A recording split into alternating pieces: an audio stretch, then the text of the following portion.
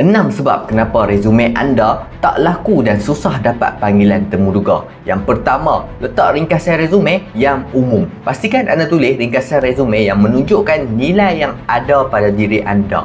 Kedua, resume yang tak relevan dengan jawatan yang dimohon. Anda jangan sesekali letak pengalaman kerja yang tak berkaitan dengan jawatan yang dimohon. Resume anda perlu fokus pada pengalaman dan kemahiran yang relevan sahaja. Ketiga, butiran kerja yang tidak berkualiti. Untuk setiap kerja, sertakan 3 hingga 5 poin tentang pencapaian, bukan sekadar tugas biasa. Keempat, irrelevant skill. Anda jangan sesekali letakkan kemahiran yang tidak diperlukan. Cukup untuk fokus kepada jawatan yang anda mohon sahaja.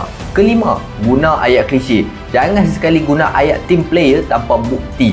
Tunjukkan dengan contoh, bukan sekadar ayat semata-mata.